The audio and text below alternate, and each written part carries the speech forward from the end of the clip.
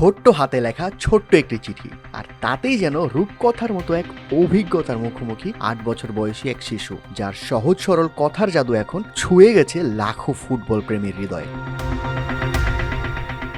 Argentine কিংবদন্তি Lionel মেসির জন্মদিনে মনের সব আবেগ ঢেলে একটি চিঠি লিখেছিল খুদে ভক্ত মানু লিটভি।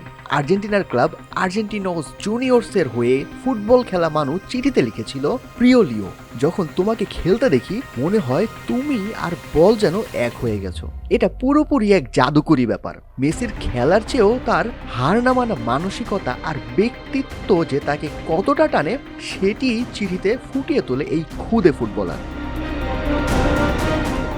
ডিজিটাল প্ল্যাটফর্মে মানুর এই আবেগী বার্তা মুহূর্তেই ভাইরাল হয়ে যায়, আর তার নজর কাড়ে মেসির অফিসিয়াল স্পন্সরদের। ব্যাস, এরপরই আসে সেই দারুণ চমক। মেসির স্পন্সরের পক্ষ থেকে মানু ও তার পুরো পরিবারকে সরাসরি যুক্তরাষ্ট্রে গিয়ে বিশ্বকাপ দেখার অফিসিয়াল আমন্ত্রণ জানানো হয়েছে। আগামী শনিবার শেষ ৩২-এর লড়াইয়ে কেপ ভার্দের মুখোমুখি হবে আর্জেন্টিনা, আর সেই গ্যালারিতে বসেই নিজের সবচেয়ে বড় আদর্শকে সরাসরি খেলার মাঠে দেখার স্বপ্ন পূরণ করতে যাচ্ছে এই খুদে ফুটবলার।